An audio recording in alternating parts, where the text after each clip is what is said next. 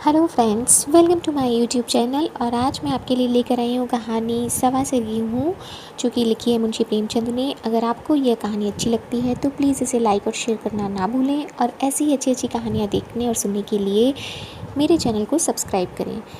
चलिए शुरू करते हैं कहानी। किसी गाँव में शंकर नामी एक किसान रहता था। सीधा साधा गरीब आदमी था। अपने काम से काम, ना किसी के लेने में ना किसी के देने में। छक्का पंचा ना जानता था। छल कपट की उसे छूत भी ना लगी थी। ठगे जाने की फिक्र ना थी। विद्या ना जानता था। खाना मिला तो खा लिया, ना मिला तो चरबन पर कनात की। चरबन भी ना मिला तो पानी लिया और राम का नाम लेकर सो रहा। मगर जब कोई मेहमान दरवाजे पर आ जाता तो उसे ये इज्जत किना का रास्ता तर्क कर देना पड़ता था। खुसूसन जब कोई साधु महात्मा आ जाते थे तो उसे लाजिमन दुनियावी बातों का सहारा लेना पड़ता।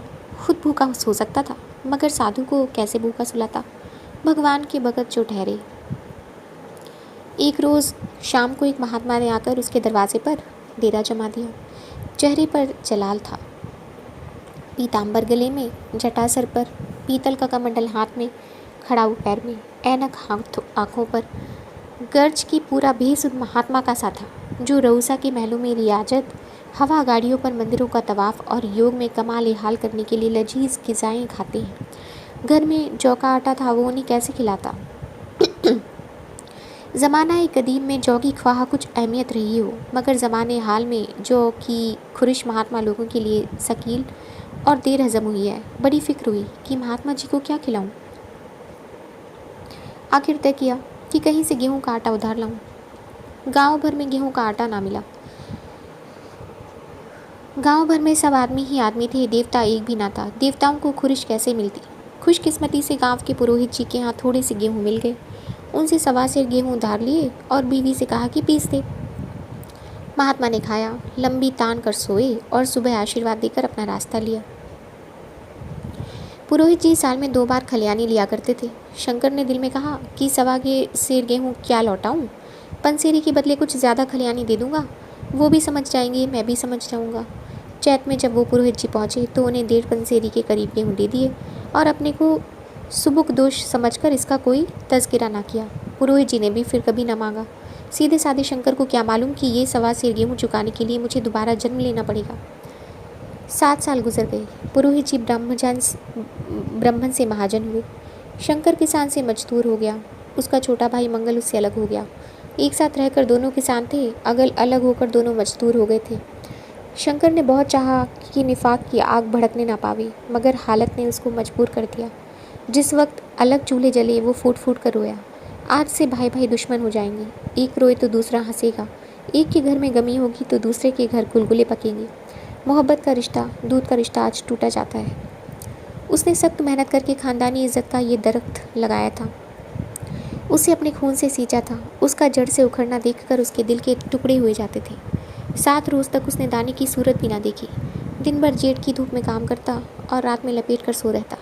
इस सख्त रंज और नाकाबिल बर्दाश्त तकलीफ़ ने खून को जला दिया, गोश्त और चर्बी को घुला दिया। बीमार पड़ा तो महीनों चारपाई से ना उठा।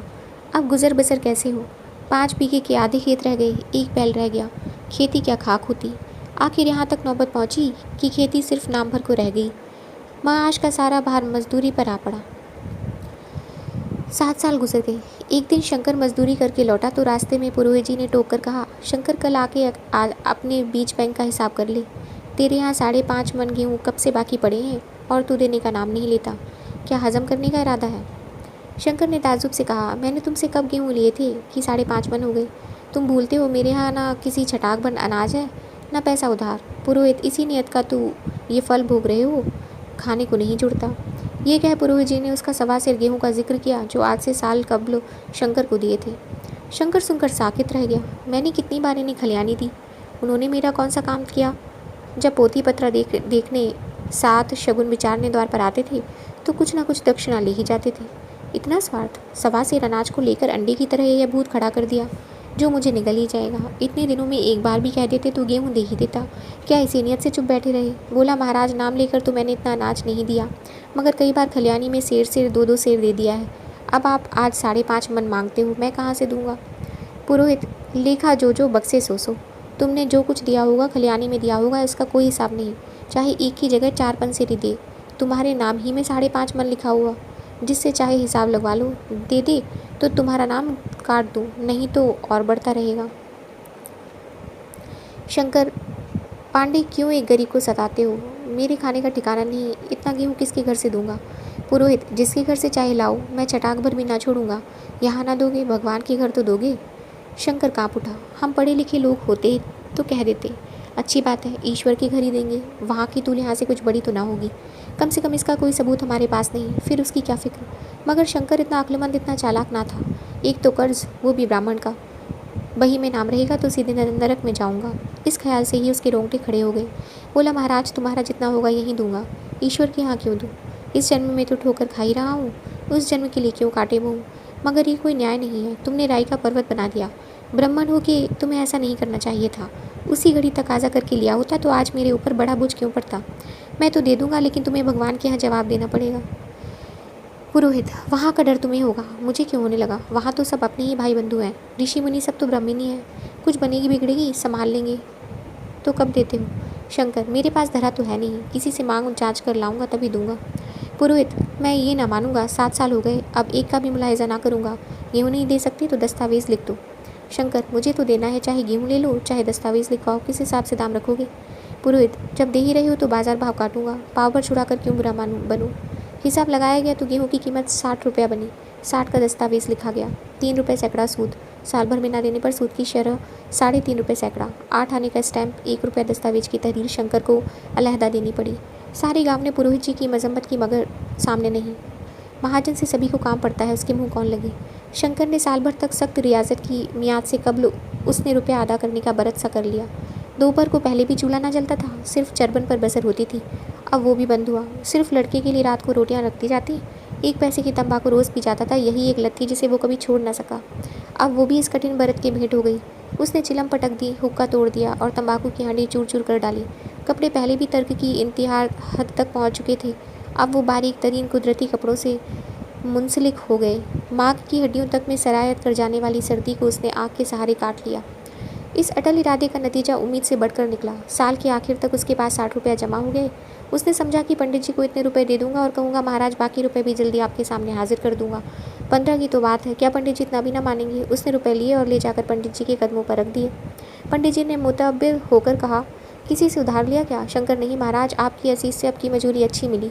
पंडित जी, लेकिन ये तो 60 ही है। शंकर, हाँ महाराज, इतने अभी ले लीजिए, बाकी 2-3 महीने में दे दूंगा। मुझे उऋण कर दीजिए। पंडित जी, उऋण तो जब ही होगे जब मेरी कौड़ी कौड़ी चुका दोगे। जाकर मेरे 15 और लाओ। शंकर, महाराज इतनी दया करो, अब सांझ की रोटियों का भी ठिकाना नहीं। गाँव में हूँ तो कभी ना कभी दे ही दूंगा। पंडित, मैं ये रोग नहीं पालता, ना बहुत बातें करना जानता हूँ। अगर मेरे रुपए पूरे ना मिलेंगे तो आज से 3.5 रुपये सैकड़े का ब्याज चलेगा। इतने रुपए चाहे अपने घर में रखो, चाहे मेरे यहाँ छोड़ जाओ। शंकर, अच्छा, जितना लाया हूँ उतना रख लीजिए, मैं जाता हूँ, कहीं से 15 और लाने की फिक्र करता हूँ। शंकर ने सारा गांव छान मारा, मगर किसी ने रुपए ना दिए। इसलिए नहीं कि उनका एतबार ना था या किसी के पास रुपए ना थे, बल्कि पंडित जी के शिकार को छेड़ने की किसी में हिम्मत ना थी। अमल के बाद रद्द अमल का कुदरती कायदा है। शंकर साल भर तक तपस्या करने पर भी जब कर्ज बेबाक करने में कामयाब ना हुआ तो उसकी एहतियात मायूसी की शक्ल में तब्दील हो गई। उसने समझ लिया कि जब इतनी तकलीफ उठाने पर साल भर में 60 रुपये से ज़्यादा ना जमा कर सका तो अब कौन सा उपाय है जिससे उसके दूने रुपए जमा हों। जब सर पर कर्ज का बोझ ही लदना है तो क्या मन भर और क्या सवा मन का। उसकी हिम्मत पस्त हो गई, मेहनत से नफरत हो गई। उम्मीद ही हौसले की पैदा करने वाली होती है। उम्मीद में रौनक है, ताकत है, ज़िंदगी है। उम्मीद ही दुनिया की मुतहर्रिक करने वाली कुव्वत है। शंकर मायूस होकर बेपरवाह हो गया। वो ज़रूरतें जिनको उसने साल भर तक टाल रखा था अब दरवाजे पर खड़ी होने वाली भिखारिनी ना थी, बल्कि सर पर सवार होने वाली चुड़ैलें थी जो अपना चढ़ावा लिए बगैर जान ही नहीं छोड़ती। कपड़ों में पैबंद लगने की भी एक हद होती है। अब शंकर को हिसाब मिलता तो रुपए जमा ना करता, कभी कपड़े लाता और कभी खाने की कोई चीज़। जहाँ पहले तंबाकू पिया करता था वहाँ अब गांजा और चरस का चस्का भी लगा। उसे अब रुपए अदा करने की कोई फिक्र ना थी, गोया उस पर किसी का 1 पैसा भी ना था। पहले लर्जा आ जाने पर भी वो काम करने ज़रूर जाता था, अब काम ना करने का बहाना तलाश किया करता। इस तरह 3 साल गुजर गए। पंडित जी महाराज ने एक बार भी तकाजा ना लिया। वो होशियार शिकारी की तरह तीर ब हदफ निशान लगाना चाहते थे। पहले से शिकार को भड़का देना उनके शेवा के खिलाफ था। एक रोज़ पंडित जी ने शंकर को बुलाया, हिसाब दिखाया। 60 रुपये जमा थे। वो मिन्हा करने पर भी अब शंकर के जिम्मे 120 रुपये निकले। इतने रुपए तो उसी जन्म में दूंगा, इस जन्म में नहीं हो सकता। पंडित, मैं इसी जन्म में लूँगा, असल ना सही सूद तो देना ही पड़ेगा। शंकर, एक बैल है वो ले लीजिए, एक झोपड़ी है वो ले लीजिए, और मेरे पास रखा क्या है? पंडित, मुझे बैल बधिया देकर क्या करना है? मुझे देने को तुम्हारे पास बहुत कुछ है। शंकर, और क्या है महाराज? पंडित, कुछ नहीं है, तुम तो हो, आखिर तुम भी कहीं मजदूरी करने ही जाते हो। मुझे भी खेती करने के लिए एक मजदूर रखना ही पड़ता है। सूद में तुम हमारे यहाँ काम क्या करो? जब सुविधा हो असल भी दे देना। सच तो ये है कि अब तुम दूसरी जगह काम करने के लिए जा नहीं सकते जब तक मेरे रुपए ना चुका दो। तुम्हारे पास कोई जायदाद नहीं, इतनी बड़ी गठरी मैं किस एतवार पर छोड़ दूँ? कौन इसका जिम्मा लेगा? तुम मुझे महीने महीने सूद दिए जाओगे, और कहीं कमाकर जब तुम मुझे सूद भी नहीं दे सकते तो असली की कौन कहे? शंकर, महाराज, सूद में तो काम करूँगा और खाऊंगा क्या? पंडित, तुम्हारी घरवाली है, लड़के हैं, क्या वो हाथ पर कटा बैठे हैं? तुम्हें आधे से जो रोज़ चरबन के लिए दे दिया करूँगा, ओढ़ने के लिए साल में एक कंबल पा जाओगे, एक सलूका भी बनवा दिया करूँगा, और क्या चाहिए? ये सच है कि और लोग तुम्हें 6 आने रोज़ देते हैं, लेकिन मुझे ऐसी गरज नहीं है। मैं तो तुम्हें अपने रुपए भराने के लिए रखता हूँ। शंकर ने कुछ देर तक गहरे सोच में पड़े रहने के बाद कहा, महाराज, ये तो जन्म भर की गुलामी हुई। पंडित, गुलामी समझो चाहे मजूरी समझो, मैं अपने रुपए भराए बिना तुम्हें ना छोड़ूंगा। तुम भागोगे तो तुम्हारा लड़का है, हाँ, जब कोई ना रहेगा तब बात दूसरी है। इस फैसले की कहीं अपील ना थी, मजदूर की जमानत कौन करता, कहीं पनाह ना थी, भागकर कहाँ जाता। दूसरे रोज़ से उसने पंडित जी के यहाँ काम करना शुरू कर दिया। सवा सिर गेहूं की बदौलत उम्र भर के लिए गुलामी की बेड़ियाँ पाप में डालनी पड़ी। उस बदनसीब को अब अगर किसी ख्याल से तस्कीन होती थी तो इसी से कि ये सब मेरे पिछले जन्म का भोग है। औरत को वो काम करने पड़े थे जो उसने कभी ना किए। बच्चे दाने दाने को तरसते थे, लेकिन शंकर चुप देखने के सिवा और कुछ ना कर सकता था। वो गेहूं के दाने किसी देवता बुद्धा की तरह तमाम उम्र उसके सर से ना उतरे।